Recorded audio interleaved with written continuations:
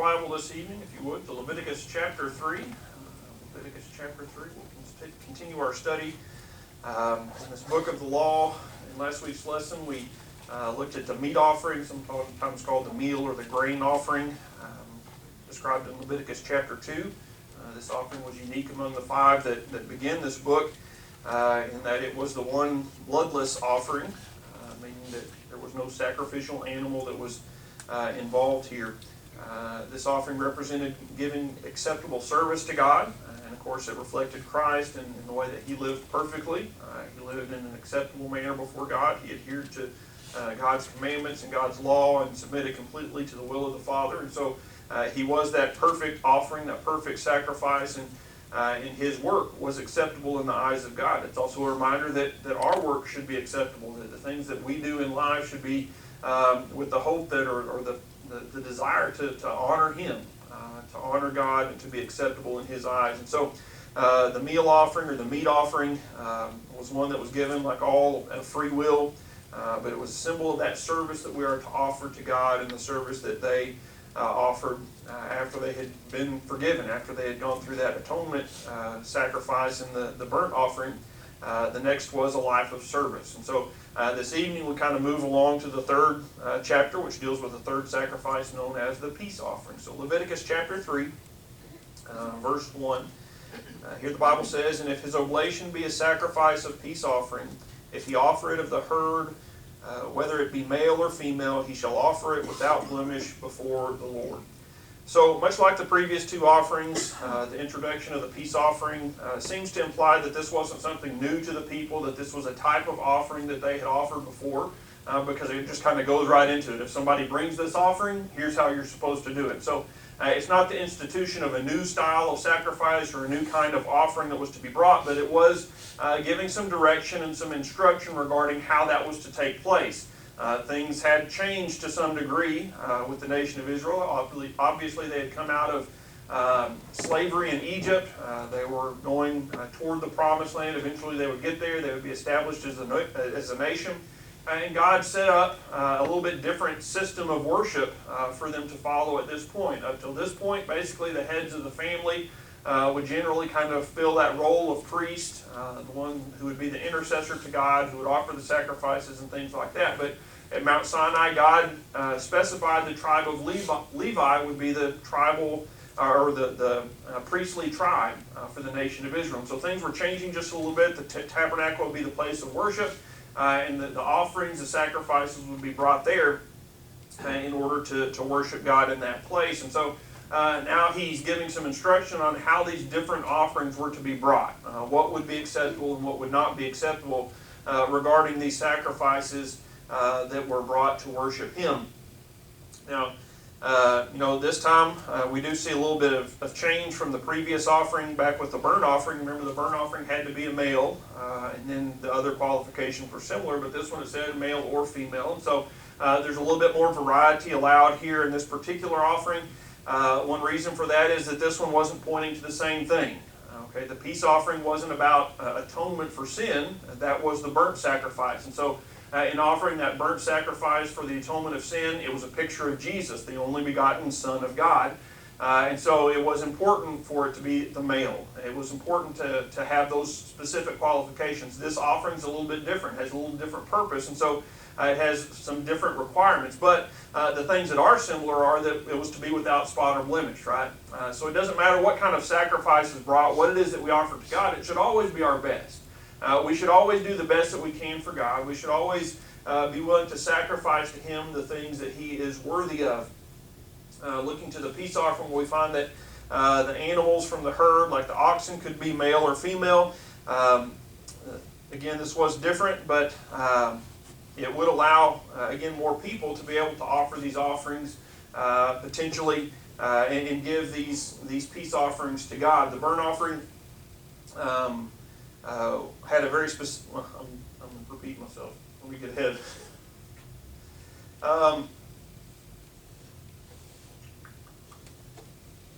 There we are.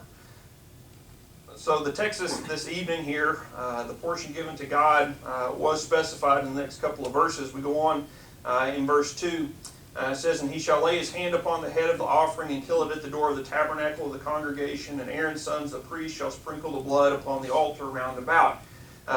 So we have here, again, a kind of a repetitive thing from what we saw with the burnt offering. The same qualifications are made. He was to put his hand upon the head of the animal, showing his association with that. The animal was to die. The blood was to be spilled or shed. It would be collected and then applied by Aaron's sons to the altar. And so this is very similar to the burnt offering. Again, the purpose of this offering was a little bit different, but this shows us that regardless of what our reason for approaching God, the only way to approach God is through the blood. Blood must be shed in order for us to come before God, and in order for us to have a right fellowship with Him and a right relationship with Him. And that idea of fellowship is really central to the peace offering itself. When you read the title or the idea of a peace offering, sometimes people get the idea that it's to make peace with God, but that's not what we're talking about here. That's what the burnt offering did. The burnt offering was atonement, right? It was making peace with God. This is an expression of the peace that we have with God and the joy that comes from that. So rather than saying that this is something that it's dealing with sin, it's saying for those who have a right fellowship with God, the peace offering was given as a means basically of celebration or recognition of that fact and that right fellowship with the Father. And so the significance there is a little bit different, even though some of the processes are the same, because how do we get that fellowship with God? How do we get into that right place with the Father? Well, it's got to be through the Son. It's got to be through the sacrifice, the shedding of blood. And so the shedding of blood at the beginning of this sacrifice is symbolic of that, the atonement, yes, but primarily it's a picture of that fellowship that we have with God. In verses 3 and 4 we see what parts of the animal were to be presented in this sacrifice, which ones were to be offered upon the burnt or upon the brazen altar. Verse 3, "And he shall offer of the sacrifice of the peace offering an offering made by fire unto the Lord, the fat that covereth the inwards, and all the fat that is upon the inwards, and the 2 kidneys, and the fat that is upon them, which is by the flanks, and the caul above the liver, which the kidneys, with the kidneys, it shall he take away." So this is basically talking about the large fat deposits that were connected to the membranes and things on the inside of the animal.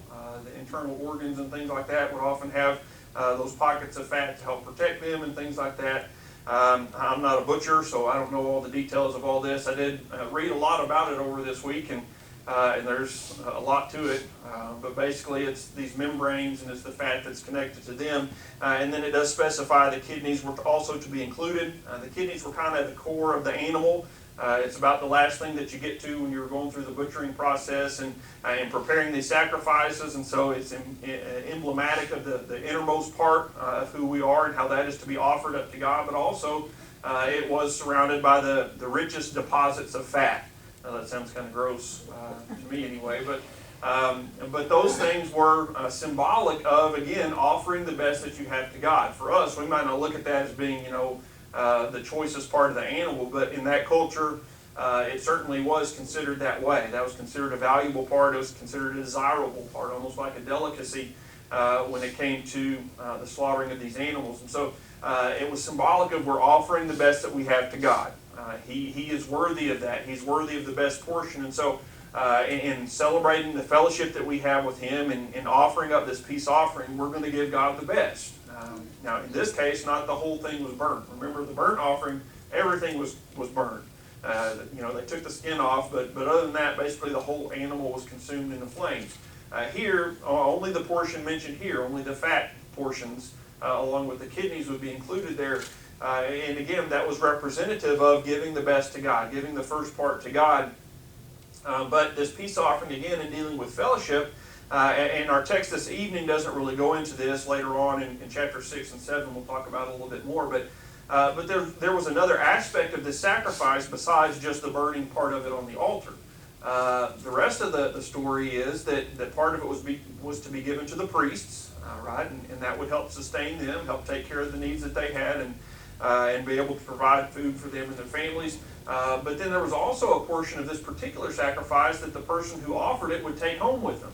And they would bring their family or friends or different associates that they might be connected to, and they would come to the tabernacle and they would eat this food, right? They would prepare it and they would bring it here and they would partake of it there at the tabernacle. And so the picture here is of basically you're kind of sitting down to have a meal with God.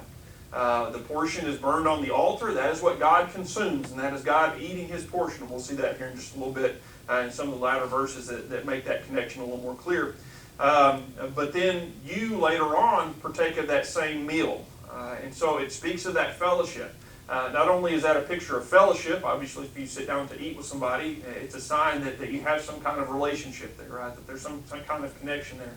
But for this culture, the eating of a meal would also represent the finalizing of a covenant that was made. Oftentimes, they would offer a sacrifice, they would slaughter an animal, but then they would share a meal afterwards, and that would kind of be like finalizing the contract or finalizing the covenant that was made between parties. And so, not only was this speaking of the fellowship that they had with God, but it was also speaking of the covenant that they had with God, and it was kind of reaffirming the bond that God had with his people. And so, this peace offering was very unique, and I don't know about you, but reading through this, if you're just reading through the Bible because you read through the Bible every year for whatever reason, and you don't pause and stop and kind of dig into it a little bit, I think you miss some of that. I don't know, I've read through these chapters a lot of times, and I've never really sat down and focused on all the different sacrifices in great detail, and it's easy to miss out on things like this that picture that fellowship. And of course, when you then take that and want to apply it, well, how does this matter to us, right? How is this reflected in our relationship with God? And I think again, all these sacrifices point to Jesus, and he is the one that gives us fellowship. He's the one that allows us to come before the Father. He's the one that is our intercessor, that is that go-between. And so the fellowship that we have with God is a direct result of the sacrifice of Christ. It's a direct result of what he has done for us. And so we share a fellowship with God. We share a same kind of relationship that they had the opportunity to share. And while we don't offer burnt offerings and things like that, we certainly should enjoy the fellowship that we have with God, and it should be a part of our worship to say, God, we thank you for that, and we praise you for that, and we love you because we have that opportunity to know you not just as some distant God way out there who's unconcerned and detached, but a God who cares about us, a God who wants a close relationship with us and real fellowship. And so the peace offering was symbolic or emblematic of that fellowship that we can have with God. Verse 5 deals with the burning of the sacrifice. Verse 5, and Aaron's son shall burn it on the altar upon the burnt sacrifice, which is upon the wood that is on the fire. It is an offering made by fire of a sweet savor unto the Lord. And so the day at the tabernacle would begin, they would clean up the altar from what had happened the previous day. All the sacrifice had been offered. And when that was done, they would take coals from that were there, and they would relight or reignite the fire underneath the altar to help burn the sacrifices. And then the first sacrifice offered would be the burnt offering, the first one that we talked about here in Leviticus. That would start off the day, and that's important because remember that's the offering of atonement, right? That's the offering that deals with sin, that brings a right relationship with God. Then they would go through these other offerings, the meal offering or the meat offering that we talked about last week, which symbolized the life of service. And so it pictures first the right relationship with God through Christ's sacrifice on the cross. Then the service that we should have for God and our faithfulness to him. And then you have this third offering, which is the offering of fellowship. How do we get to that point of having a close fellowship with God? Well, it begins with the first sacrifice. It begins with Jesus dying on the cross and us accepting that forgiveness that he purchased for us when he died as our sacrifice, as our burnt offering, so to speak. And then we must live a life of service to him. You have a relationship with God based on the first thing, right? Based on what Jesus has done, that's what establishes the relationship. But if I want to enjoy a sweet fellowship with God, then I need that life of service. Right? And so they kind of build upon each other. It begins with the relationship, it continues with service. And this evening in the peace offering, you see the fellowship and the blessing that it is to have that close walk with the Lord. And so it's a reminder that atonement comes first, the life of service continues, and then we rightly are able to fellowship with God because of those things. Now the next two sections basically repeat some of the instructions that we've seen already here. Verses 6 through 11 deals with offerings from the flock. Verse 6, thou shalt... Get to the right chapter. And if his offering be of the sacrifice of a peace offering, unto the Lord be of the flock, male or female, he shall offer it without blemish. If he offer a lamb for his offering, then shall he offer it before the Lord, and he shall lay his hand upon the head of his offering, and kill it before the tabernacle of the congregation, and Aaron's son shall sprinkle the blood thereof round about upon the altar. And he shall offer of the sacrifice of peace offering, an offering made by fire unto the Lord, the fat thereof, and the whole rump. It shall he take off hard by the backbone, and the fat that covereth the inwards, and all the fat that is upon the inwards, and the two kidneys, and the fat that is upon them, which is by the flanks, and the caul above the liver with the kidneys, it shall he take away. And the priest shall burn it upon the altar. It is a food offering made by fire unto the Lord. So here, it's basically the same instructions that we saw with the offerings from the herd, right? The oxen and things like that. Here with the lambs or the sheep, there are a couple of differences that are mentioned there. Number one is it talked about the tail of the animal. It calls it the rump, but it was basically the tail. The particular breed of sheep that they had a big tail that apparently had a lot of fatty tissue on it. In fact, the reports that I read or the commentaries I read said that it could weigh as much as 15 pounds. And so it was a large bunch of fat that was there. But again, in that culture, that was considered a delicacy, right? That would be a part that would be very desirable, but they weren't to eat it. They were to offer it to God. God is worthy of the best. He's worthy of the first. The cattle, you've never seen an ox with a fat tail. It doesn't grow that way. And so this was a little bit different because that was another part that would be considered a delicacy, considered real valuable. That was to be offered to God. And so that was a little bit of a distinction. Then it does also mention specifically in verse 11 the offering of food given to God, which corresponds to that idea of fellowship. This was a picture of them enjoying fellowship with God and basically kind of sitting down to that meal with Him. God consumes His portion symbolically. Obviously, God doesn't come down and eat the offering, but it is burned, and the smoke rises up, as it says, as a sweet savor unto God. It goes up, and that's the picture of it being burnt up or consumed by God, Him being pleased with that offering that's given. And so later on, again, we'll talk about this in a later chapter, but as the people would take their portion of that offering that had been brought and then kind of given back to them, showing that God gives as well as receives. As they take it back and they enjoy it, it was a reminder of their fellowship or the opportunity that they had to have fellowship with God. Verses 12 through 16 cover the same requirements again, this time in association with goats as the sacrificial animal. Verse 12, and if his offering be a goat, then he shall offer it before the Lord, and he shall lay his hand upon the head of it, and shall kill it before the tabernacle of the congregation, and the sons of Aaron shall sprinkle the blood thereof upon the altar round about. And he shall offer thereof his offering, even an offering made by fire unto the Lord, the fat that covereth the inwards, and the fat that is upon the inwards, and the two kidneys, and the fat that is upon them, which is by the flanks, and the caul above the liver with the kidneys, it shall he take away. And the priest shall burn them upon the altar. It is the food of the offering made by fire of a sweet savor. All the fat is the Lord's. So again, just very similar to the previous requirements. This was to provide different groups of people, different people of different financial ability to be able to worship God.